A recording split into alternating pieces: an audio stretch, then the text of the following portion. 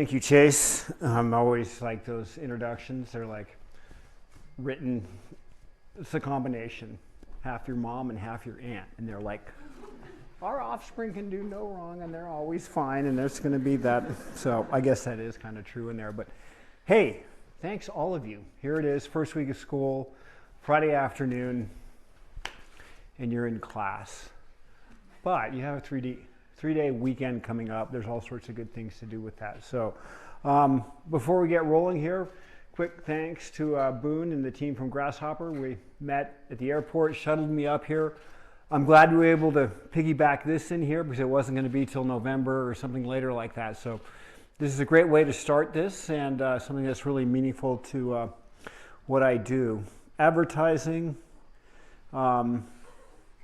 remembrance, 3 friends. There was plenty of friends that we've lost in the mountains, but David Lama, Jess Roskele, and Hans York Auer a couple years back. But this is how I'll get started on this. This is Big Oak Flat, Central California is where my family's from, and this is my grandmother and grandfather.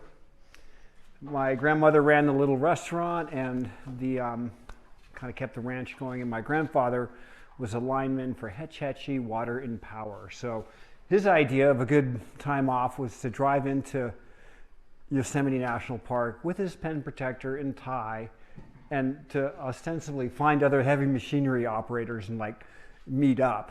And Marge would be like, you talk to them all the time at work. You don't need to come out here. So and then my dad, here on the left, of course, he's like, I'm going to haul the kids out into the woods and teach them all sorts of values. And my mother being stoic, like, I'm just getting eaten by mosquitoes. What do you have in mind? But this is how I got started. So this is Dana Peak, the high point of Tuolumne County, and that's where my father's side of the family's from. And so probably 1972, my dad left the cassette of film in his desk until October, but this is all pre-Instagram, actual square pictures. But this is what we did when we were young. And so this was starting out in places with burros in the backcountry and just spending 2 weeks of every summer.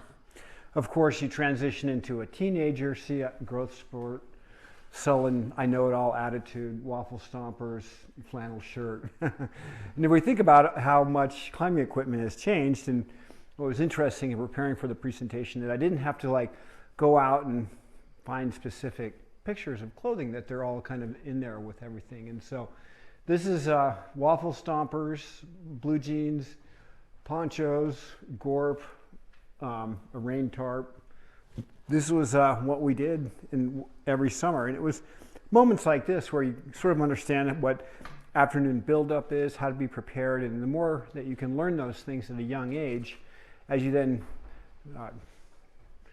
move on to bigger and more daunting mountains, a lot of those skills that you've learned at a young age really come into you.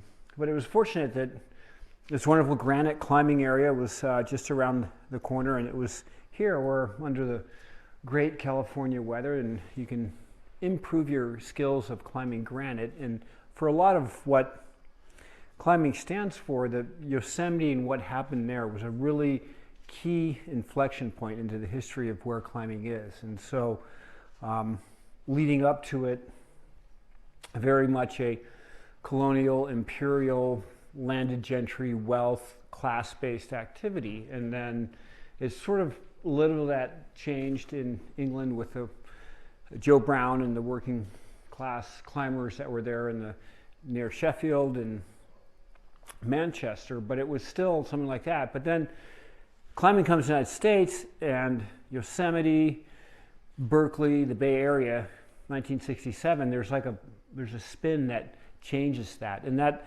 it influenced everything from red point climbing, which is sort of, we kind of brought free climbing back to the States, and then we turned it into something, and then that went back to Europe, and then became a point where Wolfgang Gulick and his buddies, Kurt Albert, would put a red dot at the base of a climb that they'd done without artificial aid. So that was a big transition. Pancake Flake here up on El Cap. But it was initially, mountaineering was get to the top of the mountain by any means possible. And so that's what this is, aid climbing, where you put in little gadgets and you stand on them and get scared and you repeat it. And you get scared and you repeat it and then you camp out. But free climbing nowadays, if you're not working on a free route on El Cap, you're kind of like, you're probably in your 60s, right? But everyone's like climbing harder routes at a greater level because climbing is such a dynamic and growing type of sport. But one of the key things on my path in climbing was that I had people that were there to show me the ropes. And so, whereas with running, you can get out and you can run, and you can improve your technique, and you have someone who will help you with diet and training and really focus on it, but it's a very natural type of thing to do. Climbing in that same sense is, as in going up a tree or on the side of a cliff, but when we start using the ropes and equipment and all that, you quite literally have to learn how to have someone show you the ropes to learn how to do it. And so I was fortunate. Mug Stump, who had moved out to Utah in 1976, was he 14 years my senior, had taken me under his wing and affirmed what I wanted to do in life, and was Utah in the 80s, as Boone knows, it was an amazing time. We were just sort of coming to grasp with sport climbing. American Fork was being developed, harder grades were being climbed, climbing gyms were just starting to take hold. The Body Shop in Salt Lake was one of the original ones, and all these sort of came into changing how the sport has moved over time. And so combining the skills of climbing on granite, climbing in adverse places, and then taking them up to Alaska. And so this is what climbing in 1989 in Alaska looked like. We didn't wear helmets, and Muggs has knee pads to protect his knees and his trousers, but he had Jim wearing on a 9mm off with climbing. So there's one thing that's beautiful about being outdoors is that it forces you to climb. And so when you go to a climbing gym and the routes are set with a really nice flow and you look really good and you get likes on Instagram, outdoor climbing, you thrutch, you suffer, you have awkward moves, you have underclings, you have things that you're off balance, you have ways that you have to solve those. And the more that you do, the more repertoire of moves that you've done that are challenging to you, the more muscular and sort of intellectual experience you have on going into a route and how to approach that. And that's where the more diversity you have in climbing, the more ability you have within any of that.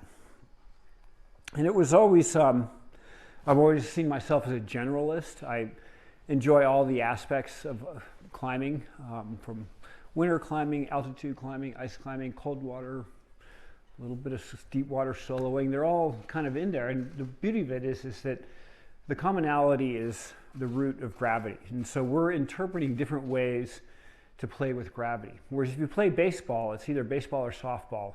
4 bases, a diamond, rules, set, everything like that. And we left all that behind. I was in sports, but it was like, this is crazy. Baseball I related to, but football, I was just like, now those guys are like, they're not just taunting me, they're hitting me. I'm like, I'm out of here. So put my energy into scouting. I had a scout master that was a Korean War vet, and he was concerned that all young men, they didn't have girls in Boy Scouts at my time, but we're all turning into a bunch of marshmallows and softies, and it was his job to toughen us up. So he got us out there, and it was a good thing to have those moments with there. But with Muggs, we're always finding happiness in the face of adversity. We sat in a poor ledge for 8 days in a storm one time, and then descended down in bad weather. I'm using up most of our hardware in the process of doing it, but it wasn't the summit that was the experience on that. It was being pinned at that ledge and there for a period of 8 days, and it was the same time that the Exxon Valdez fuel tanker had run aground in the outside of Valdez, Alaska, and so it was all in the news, and it was quite a turning point with that. From here, going on to the other end of things, the desert. So this is Antarctica, and several of the trips that we launched in 1996, 97, this one here to Queen Maud Land. And this is what ended up being silly on the cover of a magazine. But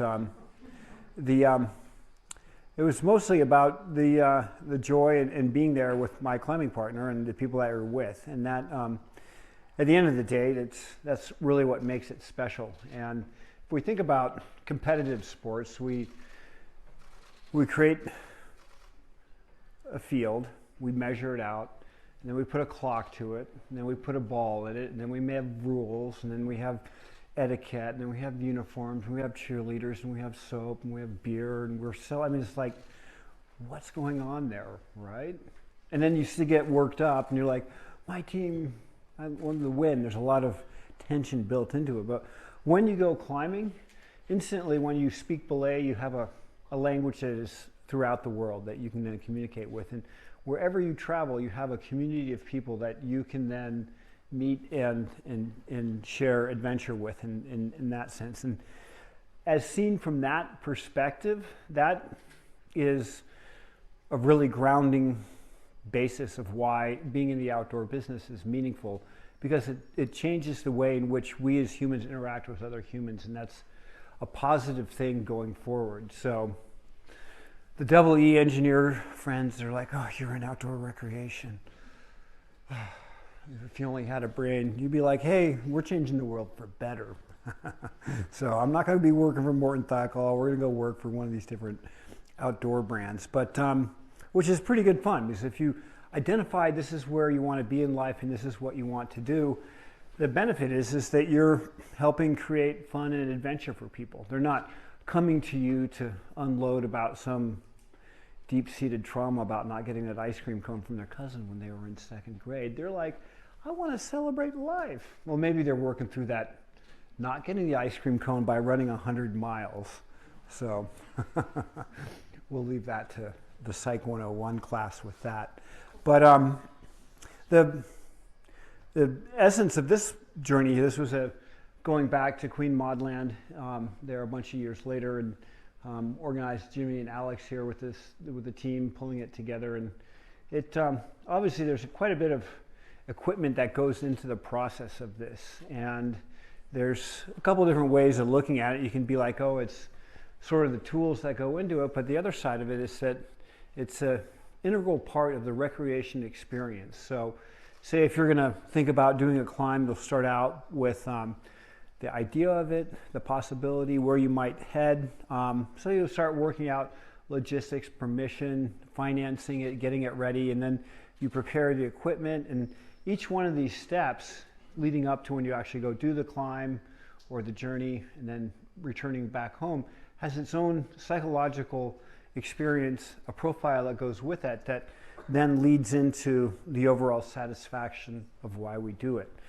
So we think, well, we work so we can enjoy our time off. And so when we think about it in that way, that's it's probably the most precious thing that we can do. So, and which in itself is a change of how humans look at it. It used to be, it was very much work-centered. It was your work defined you, your work colleagues were who you hung out with. And nowadays, it doesn't matter where you work, it's what kind of outfit do you have? Do you have a ski rack on your car? Or you have like what kind of bumper stickers? There's a lot of, as you drive down the road here, you can kind of get an idea of what someone's recreation is. And people identify themselves by their recreation in this day and age more than they did with work a generation or two ago. So, and it's all wonderful. If you're into wake boating and that, and wonderful if you're into climbing and everything like that. There's, I just like climbing in a generic white vehicle with no stickers and being totally undercover and like, you know, people like, yeah, the VW van with Grateful Dead stickers in Moab. In the 80s, we called that sheriff bait. You're like, climbing's hard enough as it is. You really want to drive that down there? It could break, but there's other things that could go on with it too. But Alex Honnold, perhaps the most gifted rock climber of our time and age, our Beatles picture. and then hanging above the glacier on a thread of rope there. So if you are in the outdoor business, yellow and red is what works for the photographers. Boone's a photographer, so if you wear something that's not in there, that's a drab color, it's not going to have that reflection of it. But images like these, courtesy of Jimmy and Sav that have loaned them to me for the slideshow, they take people in like a moment to go there. So if you're used to seeing advertising for milk and yogurt, and all of a sudden you see this and you're like, something's wrong there. These people are crazy. What are they doing? There's something that goes on there, and that's why a lot of marketing outfits, from financial companies down to sugary soda pop drinks, use climbing in the outdoors as a way to sell their product, because one, it's out of what people's comfort house is, and two, there's usually some connection there. So people will be like, well, yeah, we want to see that and want to get what's in there. This was a brutally cold climb with Jimmy here on the getting up to the summit. Yeah, this one, we'll see if we have sound on this system here. Let's see this.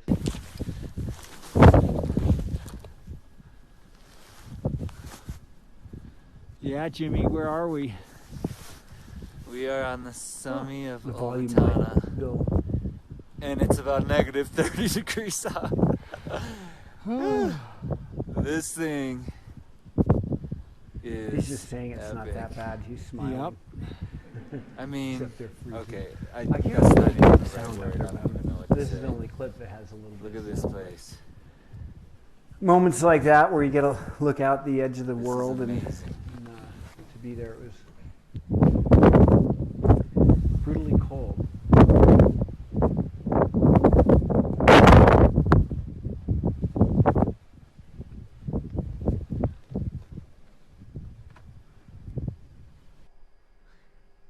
There we are. Happy campers on top. It's the memories that bring you back in there. So, the story of Muggs. This is Muggs coming off that climb on the eye-tooth that we spent 8 days with. And he had had this great van. So, Kinaloa soft gear, chalk bags. Who remembers Kinaloa in this audience? There's two of us. This guy, Bruce Pottinger, he had this ain't no Vienna roast. And that was his picture. He made chalk bags, and Muggs had that put on the side of his van. And his van still lives up in Seward, Alaska. But one of his goals was to have a go at Meru, which was this peak here, and he'd set off on that. But this is 1989, so I had worked at the Kahiltna base camp, so helping climbers as they land, get them their fuel, get them lined out. This was in the 80s. There's the Euros playing football with a Blazo can. Pink was really hot, fuchsia. This was sort of the outfit that we wore at the time. A chum's hat. This is Gordy Quito, a guide. He's now works with the Department of the Interior in the National Park Service out of DC, and is still advocates for being outdoors and doing good things. Seth, who was a climbing buddy of all of ours here in Salt Lake and climbing the northwest face of Mount Hunter here. Seth and I on this one. But it's not that difficult. It's just maintaining, making sure you get your tent pitched and your stove going. And so the overhang stuff that's what hard rock climbing. This is just keeping yourself out of harm's way as much as you can within that. But another trip to share with that Seth and I had done a bunch of years previously is we'd skied in and out of the Alaska range. So rather than taking a fixed wing in, we thought we'd ski in with our clothing like that and with 2 weeks of food. And we had clipped to our backpack there, the shiny silver thing there is our cook set. And so the theory is that we would like make noise and scare the bears away. Of course, the sourdough at that saw us off was like, young men, those are dinner bells. They're just coming to you for dinner. But this is what we set out to do, was this peak middle triple, and had a good time climbing it and suffering upon it, getting ourselves scared silly. But I guess that's why we go in the mountains, right? So come back and some of the experiences of it. And it was, for both of us, it was a pretty key thing, because it was a climb that hadn't, it had been climbed, and then it was part of the 50 classic climbs, and it was the one that hadn't seen a second ascent, and it was a difficult one. So we thought we'd ski in and out just to make it more fun, which made it more fun, but it was also pretty interesting. And finishing up, getting back into Anchorage before things turned green with it. So from there, next set of places to visit is Argentine Patagonia. So this is Sarah Torre, Torriegger, and Sarah Standhart. And so spent 4 years in the 90s to climb those 3 peaks. Of course, they've been done in a push and then in a day. So they've been, the climbing grades have totally, and of course Alex Honnold did it in a day with Colin Haley, and he's like, well, I'm not really an ice or mountain climber. Right. You're just a gifted climber, we'll call it that, and be good with it. But yeah, this brand, obviously, the skyline there of Fitzroy is the foundation of Patagonia, is in their brand. So it was, again, around that same time in the 60s where Sierra Designs, North Face, Patagonia was in Ventura, Marmot. They all sort of started there in that same window of time to give people an opportunity. And within the Intermountain West, Holubar, so Roy Holubar was part of the 10th Mountain Division. He started out by importing pitons and climbing equipment from Europe for North American climbers, and then started out his own clothing company and Sew Your Own, and that's how I got my start, was at Holubar Mountaineering. And now Holubar has been rediscovered, and it's a hipster retro brand, so, which is always good. So eventually Lycra is going to become back around as a retro scene. People like, I've got to put my pink Lycra on here. Boone, did you wear Lycra? Yeah. I still wear Lycra. Yeah, it has a functionality to it. So yeah, the other thing that was in the 80s is that people rock climbed in dolphin shorts, and so I don't know if that's going to make a comeback. It's kind of more baggy and blue jeansy and things like that. But yeah, a lot of these images here, you can see this is shell outerwear, Gore-Tex. This was the beginning of where they didn't have to have a hung liner on the inside, so it was laminated onto one piece of fabric that goes with it. The route, the Badlands, was like hanging around, it being all sorts of battered by the weather. So going from here to Mount Everest, and some stories about that and how that kind of goes forward with it. And so the view here from the Rongbuk side, this is perhaps the highest permanent habitation on our planet, about 17,500 feet. And it was from here on the north side that the pioneering English expedition set out to go climb Mount Everest. And so take a look at this, and then think about how much product offering you have on your phone. If you were to open it up and go to backcountry.com, you can get outfitted to climb Everest. And here, zippers just came onto the market. Sandy Irvin over on the very far left, he has zippers on his jacket, but still didn't get the buttons up. But this is like tweed jackets with a collar. I mean, this is like what you wear to a business formal meeting. And so, and everything was either silk, wool, or cotton, leather boots with steel tricone nails, a steel head to an ice axe. And what's interesting is some of the things here, this is a Le Petit, which is sort of like a woolen ace wrap that would then wrap around your boot, so now has been replaced. This gentleman has Tibetan local boots. You can see a few of the members of the expedition chose to wear those boots as they gave them more comfort and within that.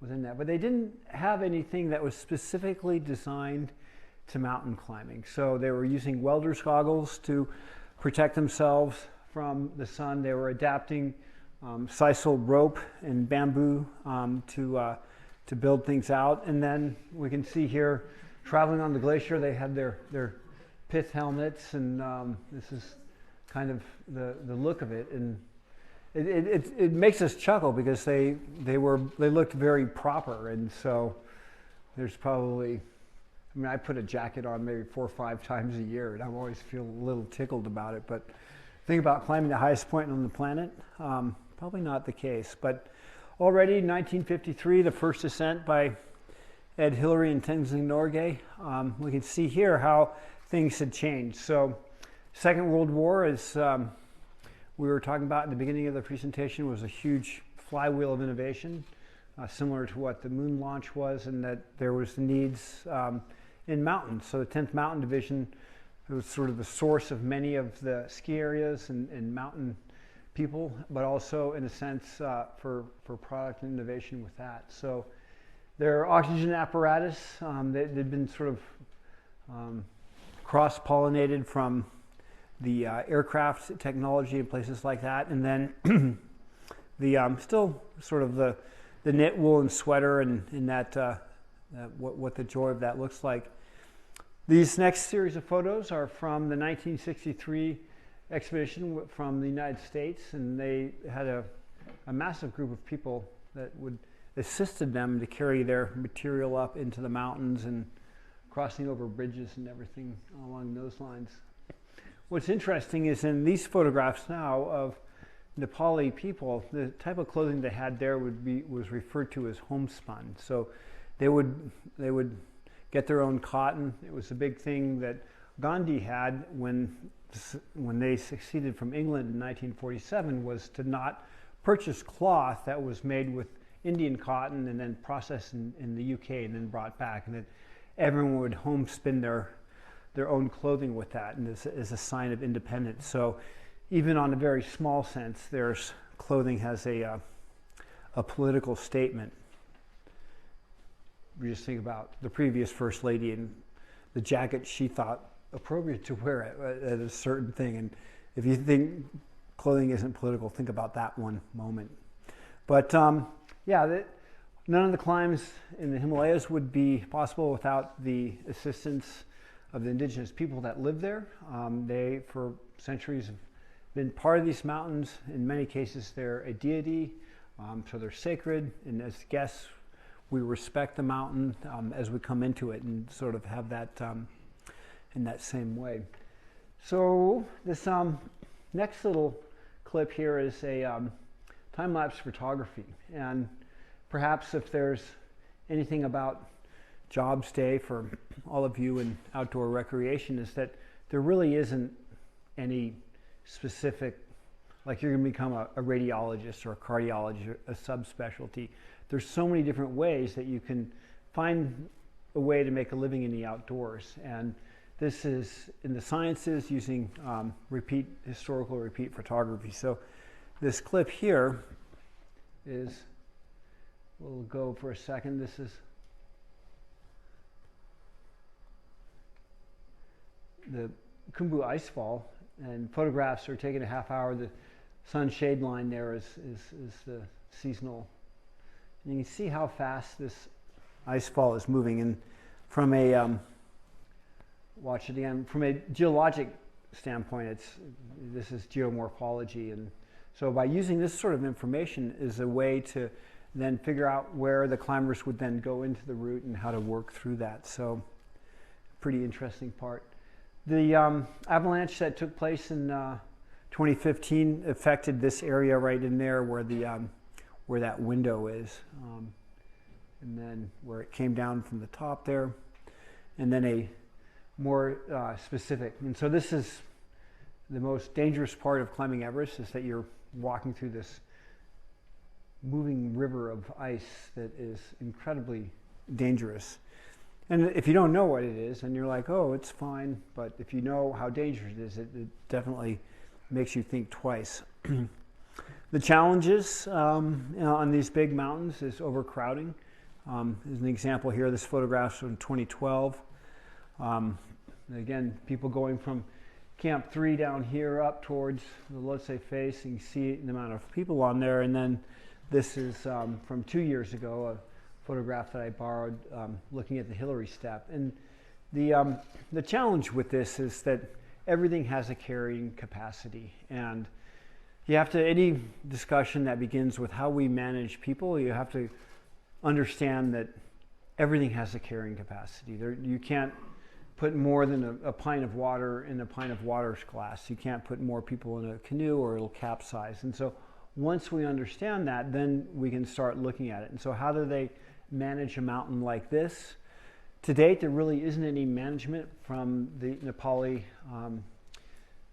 tourism department and civil aviation. They need to have a comprehensive carrying capacity study, similar to what has been done on Denali, where they figure they have 1,600 climbers a year. Here, if you have the $12,000 for your permit, you can go climb. And then there's no regulation of the guiding outfits at the base, nor is there any way of vetting the skills of the people that come here. And so before I went to go climb in the Himalayas, I had to climb in Yosemite, and I climbed in Mount Rainier, and then I climbed the Alaska Range, and I went to a 6,000 meter peak, and now it's like, hey, I'm going to climb Everest and K2, and sort of and be assisted with it, and do have a good time with it. But it puts undue burden on the people that are with you, and especially for the indigenous people, the ones that are doing the work up there to get people up and down safely. It's a pretty important thing. And for a country like Nepal, which is a small landlocked nation of about 29 million people, in this geopolitical vice between India to the south, China to the north, and they were never a colony of any one nation. So there's a very fierce, independent nature to the Nepali people. But tourism is probably 12% of the economy. The first largest is foreign remittance. So laborers, predominantly young men that go to Southeast Asia to build electronics or to work in construction buildings in the Mideast. And that foreign remittance is followed by tourism. And so the fellow here, obviously the Sherpa fellow is the guide, and the client is there, and realizing his dream to sit on top of the world, frozen and miserable. The fun comes afterwards, right? Roller coasters are fun while you enjoy them, and afterwards climbing is like, oh, I did that. And there was a lot of those on that.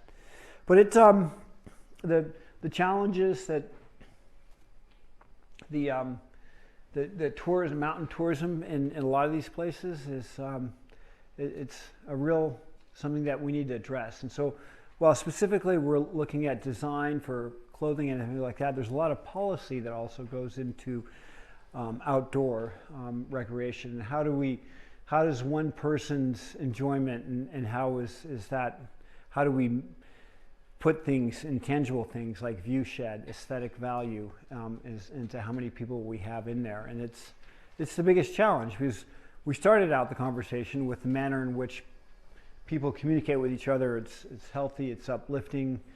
But then if we get more people out there, it's going to create conflict within that. And that's, we see that now with the requirement to have reservations for national park services, campgrounds with that, and it's a management tool, but from my perspective, each time you add a layer like that, you exclude more and more people. And that the national parks are, to quote the documentarian Ken Burns, America's greatest idea. And we're fortunate we've had that opportunity there, but that they should be, that as a citizen, that the $80 I have to pay is a subsidiary tax to go to the national parks.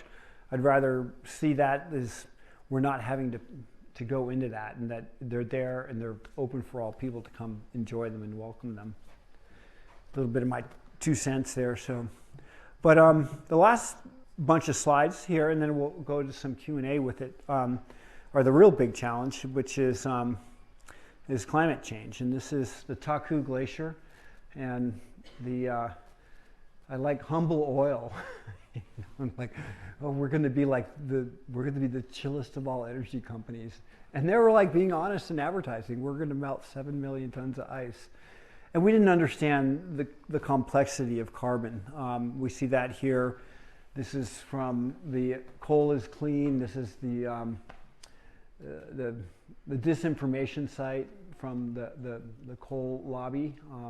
And it's a challenging thing. I live in Montana. We have a tremendous amount of coal reserves, and they fuel the lifestyle that we all love, but the challenge is the CO2 that's building up. And so I speak to this because it's something that if you're not aware of it, then you cannot be not aware of it after today. But if you are thinking about it, it's something that goes into it. And this thermographic map here, you can see the time frame up there, and this is the average temperatures. And I think back to 30, 40 years ago when Boone and I were youngsters here, and what the ice climbing season in Utah was like. We had Thanksgiving to Easter, and now there'll be like 2 windows. If you get a 72-hour cold snap, and then it'll freeze up, and then it'll come back around to it. But again, this is data. This isn't like an opinion piece in the New York Times or the Washington Post about it. It's like, this is what's happening, and then this is the CO2 there. So it's something that I take seriously because it affects the recreation that I have with it, but it's also from a standpoint in let's see, that one's, let's see if I can build that one out. There we go. From a standpoint of how we look at it. So this is Columbia Glacier, and this is only up until 2012, and so we can see how it's moving there. The same outfit, Extreme Ice Survey, time-lapse cameras. Used to have to do that with a cassette, and the Austin Post, who was one of the first glaciologists, would sit in his photo hut, and he'd like set his timer, go click a picture, have another cup of tea, click another picture. And now with digital technology, we have this, which is science and data that goes into it, and we can see the Columbia Glacier and how far it's receding or retreating, and having to reset this. And so I shared this video with Senator Lisa Murkowski. She's from Alaska, the one senator from a polar state. And I was like, yeah, so anthropogenic triggered climate change, is it real? She was like, yes, it's real. Which was good. And so she's working to change things on that. But you see how dramatic it has gone so far back, and it's almost back to where the three of them come in, and all this adds to the overall rise. So this is in Chamonix, the ocean of ice, and that was a historic postcard, and this is where it is today. And it's even, having gone skiing there in '92, the ski routes that we had skied, they're not exhibited, they're not around there anymore. Last image here, a cartoon from the cartoonist Joel Pett. So you always look them up. But see, we're going to get these things if we do the right thing with this. So there's always to think forward with that. So it's 10 to 5, more or less. We're going to put it out to you for questions.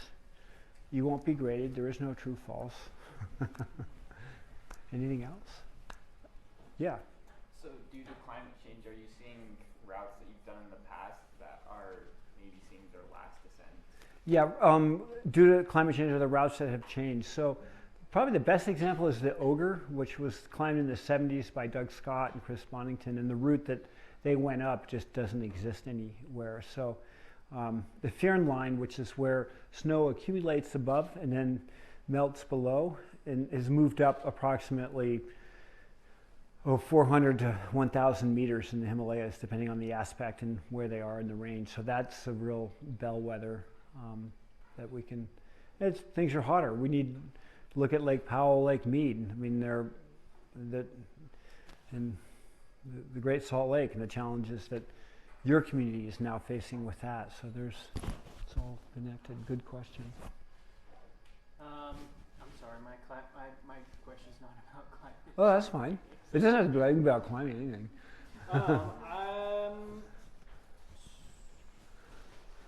Is there a famous climber, past, future, or present, that you would like to, if you had the chance to spend an evening with, who would it be? Oh gosh,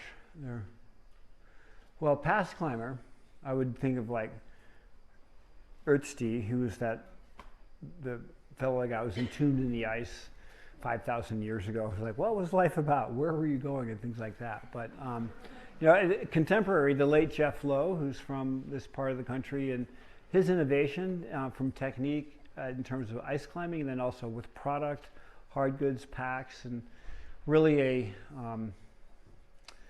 a polymath in the outdoor space from his climbs that he was able to do, and then the product he was able to develop. Please? So I bet you get sent a lot of gear, and like as gear like it's changing and evolving, what are like a few things that you look for when you're trying out new stuff? Things I look out when I'm trying new stuff. So I'll take that back a little bit. Two really key things that changed climbing. One was the spring load camming device. So the Friend and the original one, the Camelot and Aliens, a lot of those really changed how we were able to protect.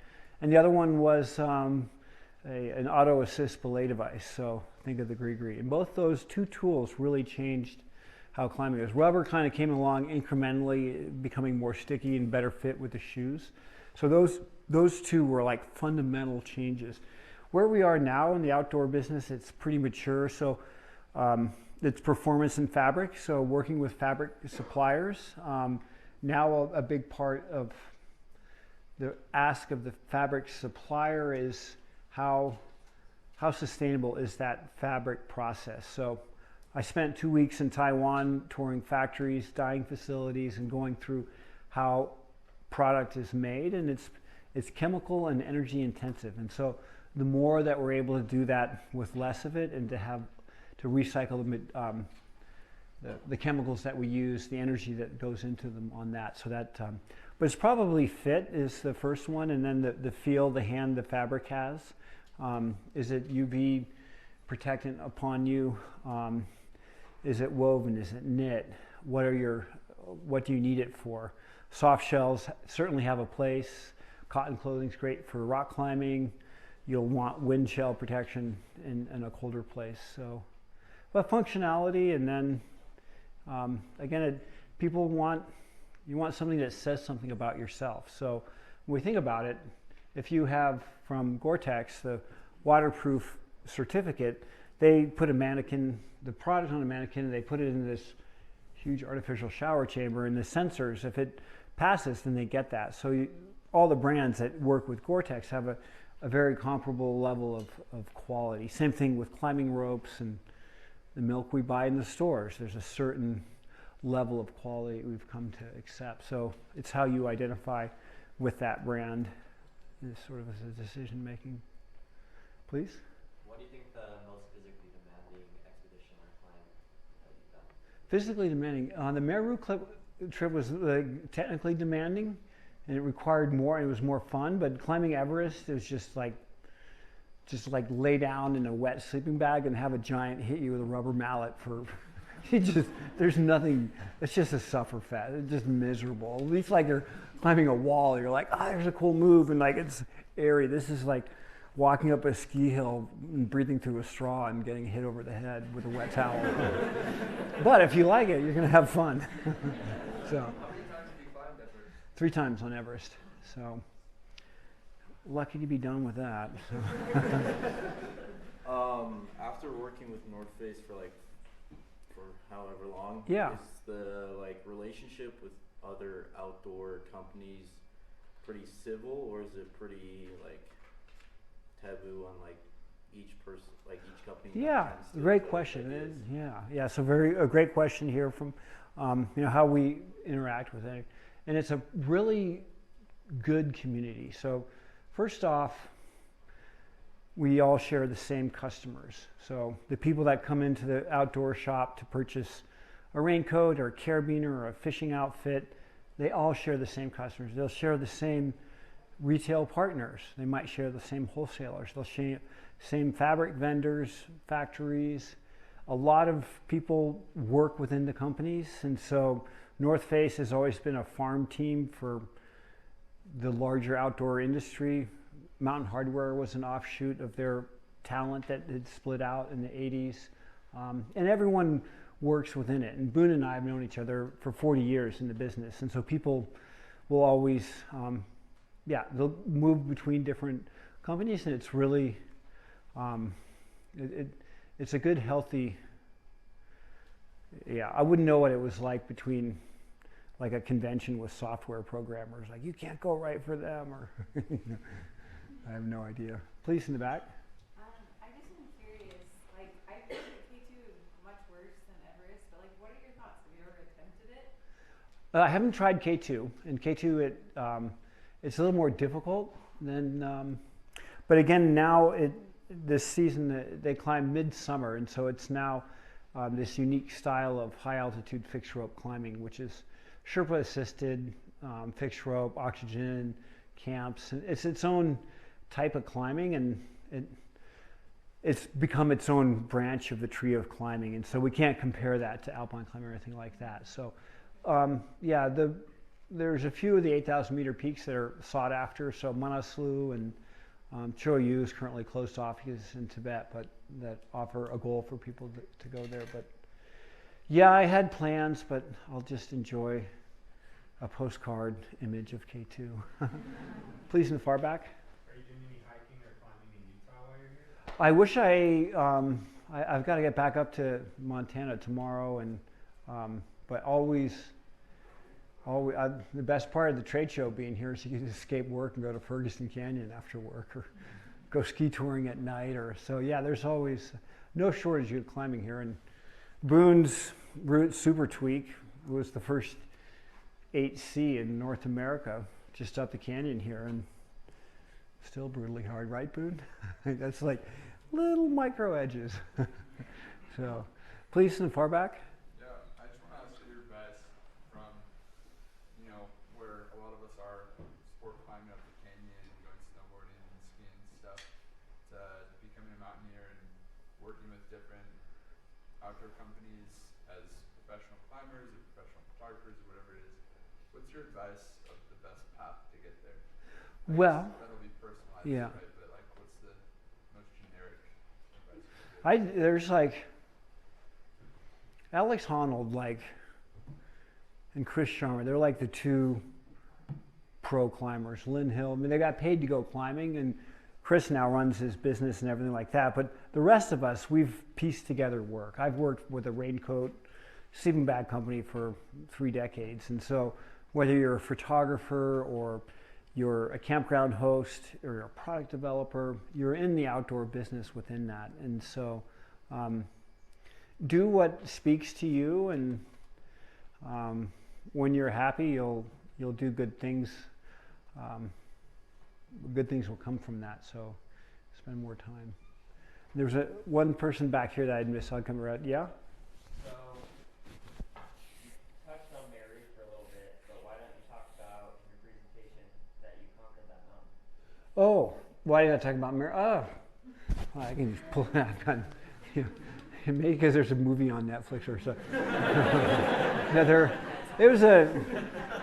It was what I'd spent my life pulling my skills together to go do. So, but yeah, maybe I forgot something today.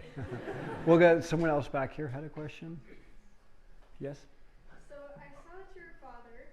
I would love to know what you would tell your future generation of how are you getting them into adventure like you, or sorry, I'm just trying to think of how I want to phrase this.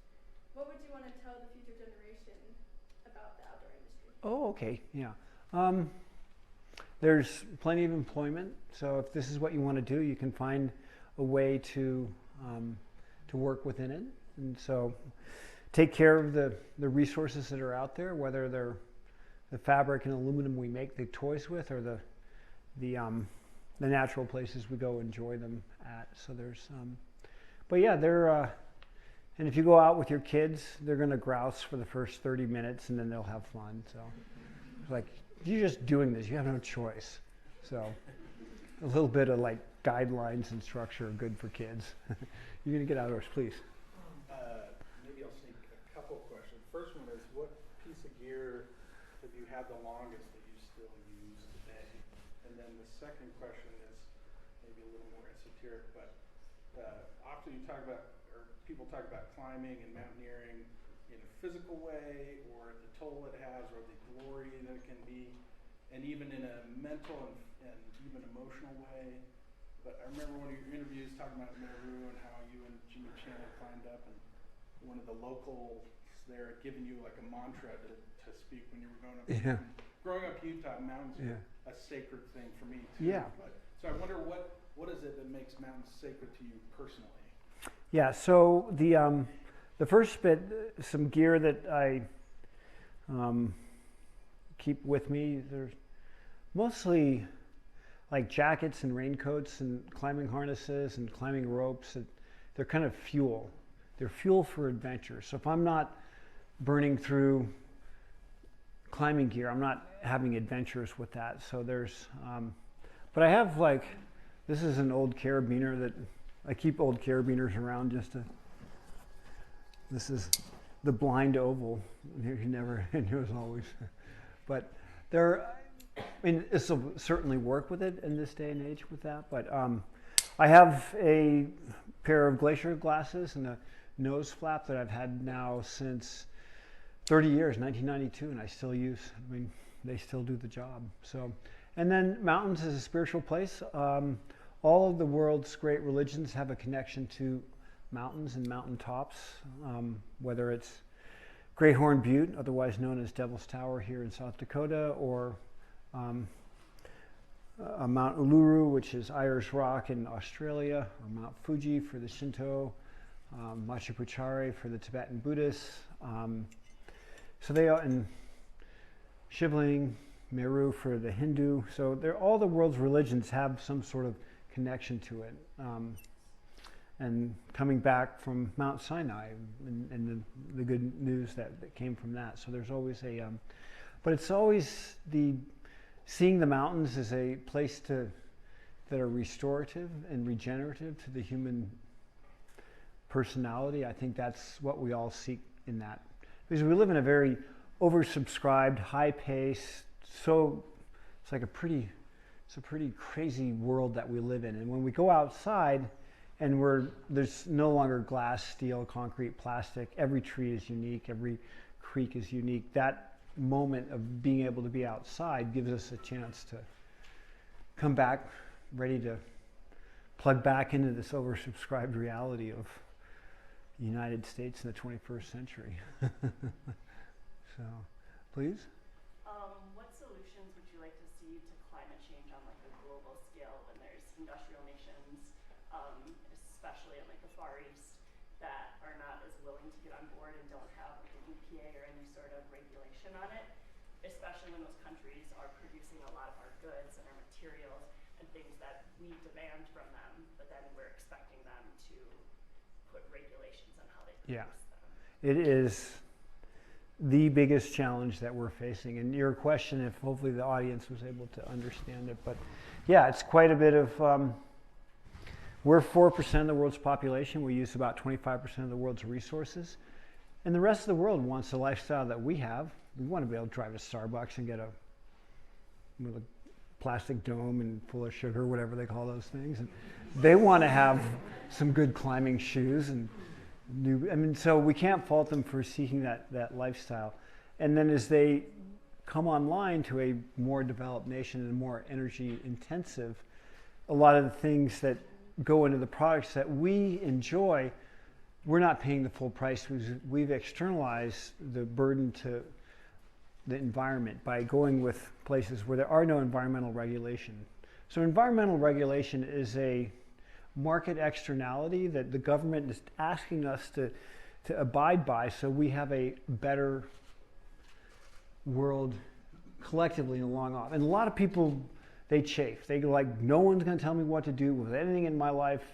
My life is my life, and you can't be telling me this. So we have to understand that our actions where we are today are going to change that. So, and for the next 200 years, we need to figure out this transition from a carbon-based economy to these other energy sources that are there and that offer potential. So geothermal is an example of one that has huge potential. So if you like that, solar and wind, to get to scale, it's going to take a lot of good land out of what could be productive land for farming and agriculture. And as we know now, the lithium, the cobalt, the ion that goes into batteries comes at a great course within it. But probably the first step is recognizing that we are in a problem, like the planet's overheating, and then two, that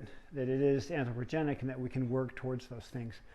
The Inflation Reduction Act, which just went through, has $397 billion that go into addressing climate change. And this is something that we desperately needed to get behind and get to do. And so when we incentivize these other ways that we can do it, until we have a price on carbon, and that is then works out on a global scale, it's challenging. Yeah, I was just gonna say, how do you see that impacting like on a global scale? Because obviously we can make laws nationally, but it's harder to get the entire world on board. It is, and especially when we're leaders like the United States. So we still are.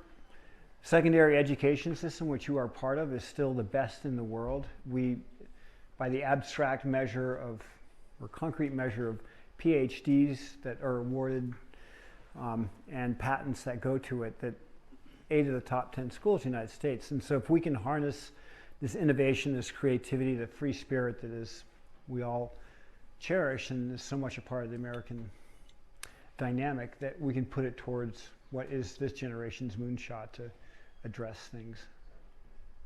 Please?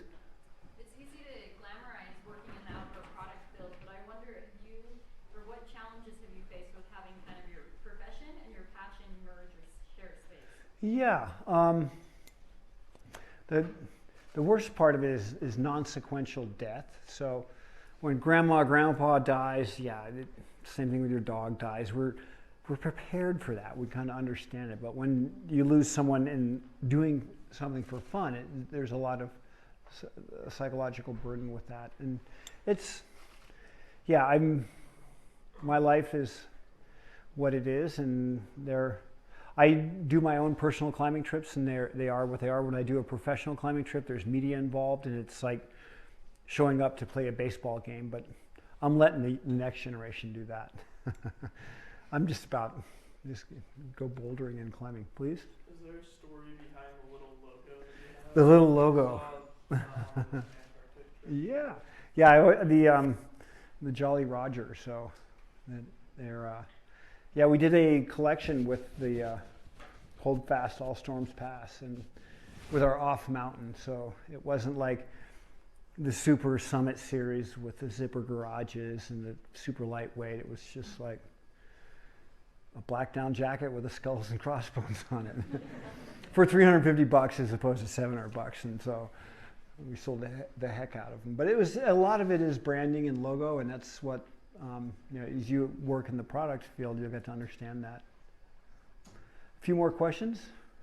When it comes to gear, do you like bells and whistles, or are you looking for like simplicity? Bells and whistles or simplicity? Probably simplicity. If it doesn't serve the purpose of, for me, a car, it gets me to the trailhead. If it gets me there safe, it's fine. But more than that, with climbing gear and stuff, keep it simple and enjoy nature more. Yep.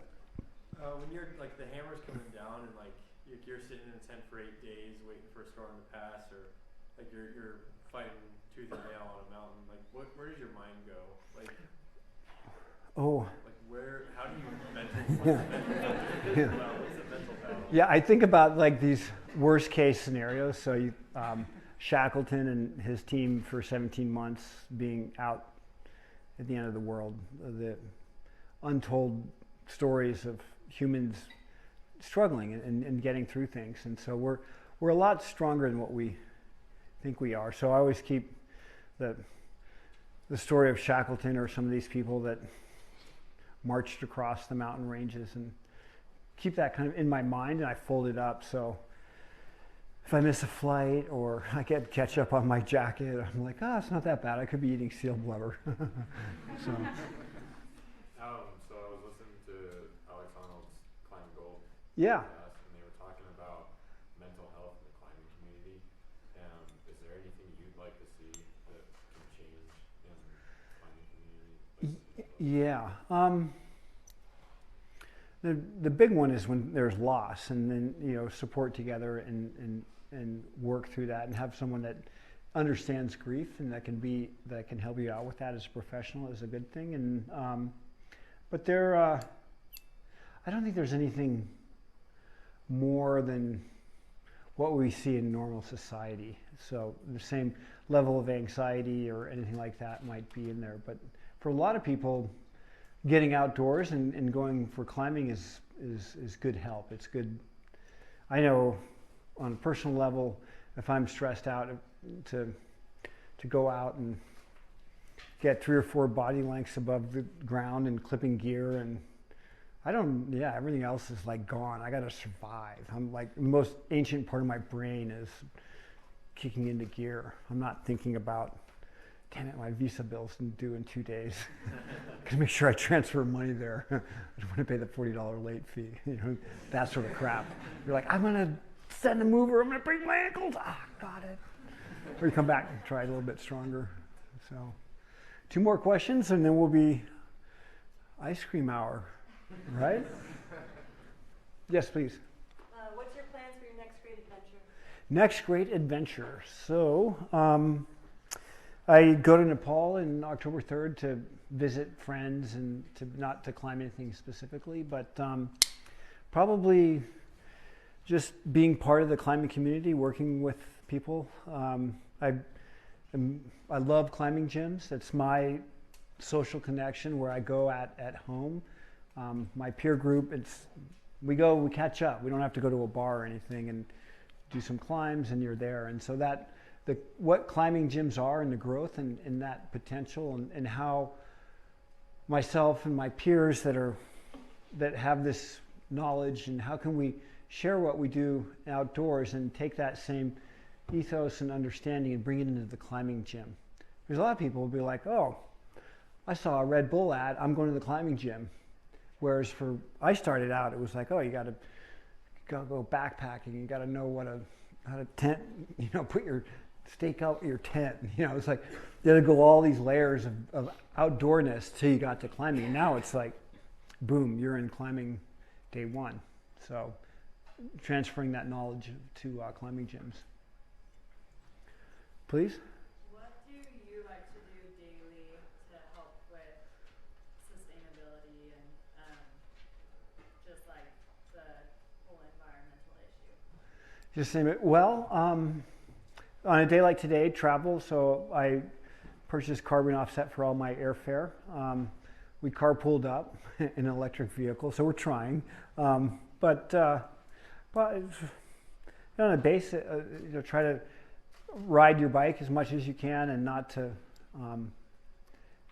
It's difficult because we can't let perfect get in the way of good. We're not going to be perfect at this, but we have to try. And so saying that unless you're perfect and you like drink out of bamboo straws and like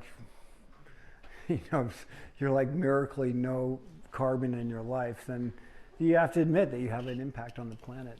So yeah.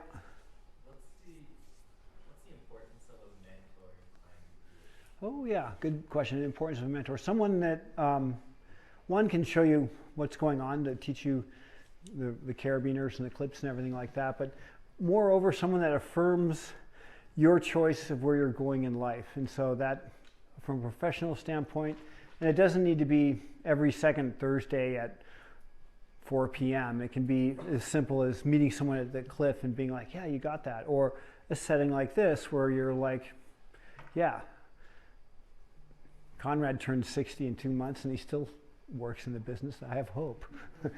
Even though your grandmother might be like, engineering. Yeah, far back, please. Yeah, I just had a follow-up question. So what's the connection for you between the outdoor industry and the commercial industry? You know, like wanting to start a brand or that kind of stuff. Like, what's the connection between taking your passion and finding new ways to innovate and to create an industry or create a business where you can draw people into the outdoor industry through your products? Yeah. So coming out with something new is not really going to happen. I mean, we're making micro advancements in product and technology. Look at the cooler segment, and Yeti was a breakthrough story because they made a cooler that was strong enough to stand on. And so they moved the price up and they changed the rest of the business with that. But if you have a product in mind that it's something that is functional and has utility for the end consumer. So marketing driven stories for innovation,